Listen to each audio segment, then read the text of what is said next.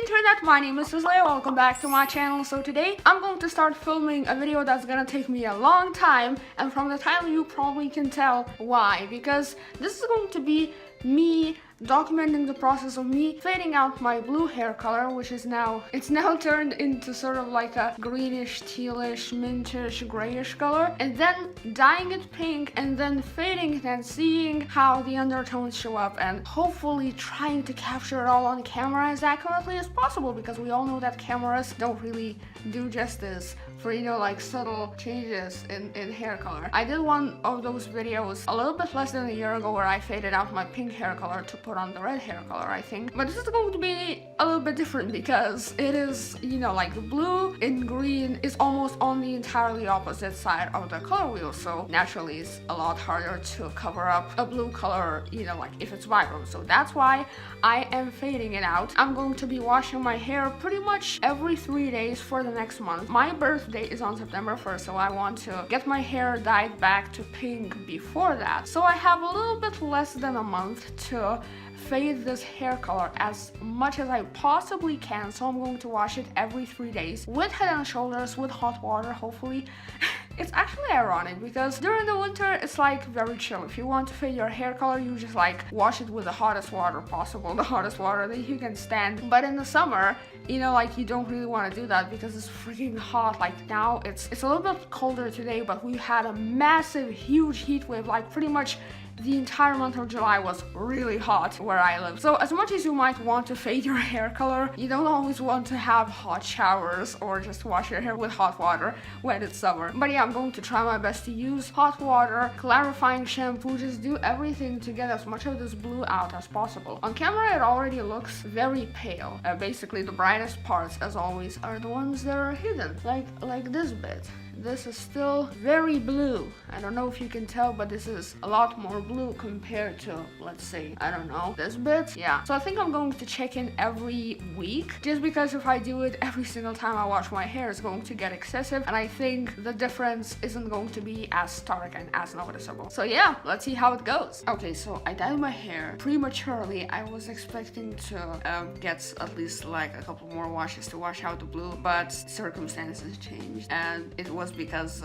my cousin came over to visit, and I was like, hey, she can help me dye my hair and bleach my roots. So I wasn't initially planning to get my roots bleached, but it was a perfect opportunity, and so I put the Vanita hair coloring mousse in the color number 32, which is the dark magenta purplish pink that eventually fades into this very neon pink, which I absolutely love because it stays for a significant amount of time and it's inexpensive and fairly easy to apply. Granted, it's not even because like my hair right now is every single shade of pink that you can possibly imagine. It's both fun and frustrating because I have had better dye jobs, but I understand with what's underneath it's really hard to actually get it right. Plus we were kind of short on hair dye because every single store in my town seemed to have run out of that color at that time. So this is after, I think, the second wash after the hair dye, like the initial hair dye. So this is a picture of what it looked like in this lighting initially when I colored it, and this is it now. So this is approximately 2 to 3 weeks after that, and you can tell that the roots are way brighter than the part that was dyed blue. But once again, it doesn't look terrible. The ends were kind of mixed with another color, that's why they're kind of more of a warm toned pink instead of a purplish pink, especially up here, I think. Yeah, like this is the part where you can most see all the blue undertones underneath. So it's fading as expected. Like I said, I would have preferred to fade my blue color a little bit more, but even though I'm not really satisfied with how it currently looks, like I low-key can't wait to fade this and put more pink on top so that it can go back to being mostly this neon color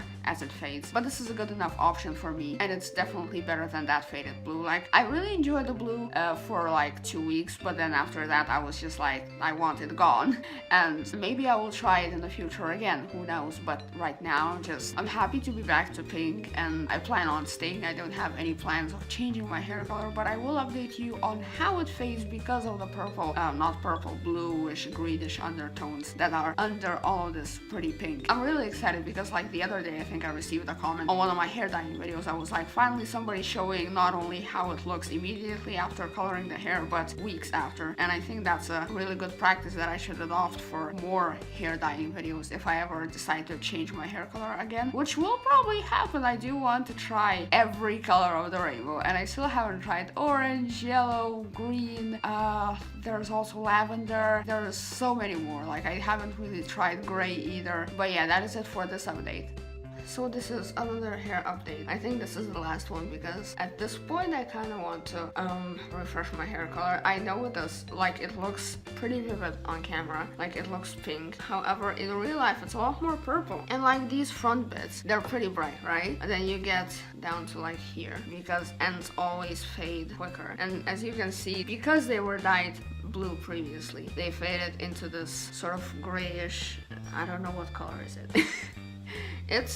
It looks more silvery in real life, and here it just looks like a dusty pink, I would say. So, you know, my hair is at this point, it's like 50 shades of pink, and like it's low-key a look, but also I'm getting tired of it because I just want all of it to be as bright and as purely pink as the top here next to my roots, because this front bit is a lot brighter. Let's see how it looks in the back. Hope you can see it. Basically, I feel like it's a little bit more faded in the back. And this is, I would say, like 5 weeks after me coloring my hair this pink color. I will put a timeline of pictures like every 2 weeks or so, because thankfully to me making reaction videos every day, I take pictures for thumbnails constantly, so I have like a regular stream of photos, and it's really fun to see how my hair color changes from one filming session to another. So I can put a timeline of photos on how my hair faded. So that's essentially the reason for this video, the purpose of this video, to show how your hair fades in real life as much as it can translate on camera. Not just how much, but how your hair fades when you transition from a color that is opposite of pink. Blue isn't really opposite of pink on the color wheel, but the color that my hair was prior to dyeing it pink was this sort of a greenish teal color, and that is pretty much the opposite of pink on the color wheel. So the faded result is pretty much just a purplish pink with a lot of gray undertones, especially here at the bottom, because the bottom fades the fastest. And I think right here, like at the very ends of this little bit, it's the most gray. Doesn't look gray on camera, I think, but it's gray. None of my hair is really truly silver gray, but because of the mixing of the colors, some places have those strong gray undertones. Like I said, it's low-key a look, like I kind of enjoy it, but I have an event coming up next week, so I might put bright pink on top once again. So yeah, this was me transitioning from one hair color to another and watching as it fades out video. I hope you enjoyed it. I hope this was informative. I really enjoyed making it because I myself was curious, because I never really went through such a drastic color change, you know. So yeah, thank you so much for watching this video, and I will see you next time. I love you guys. Bye!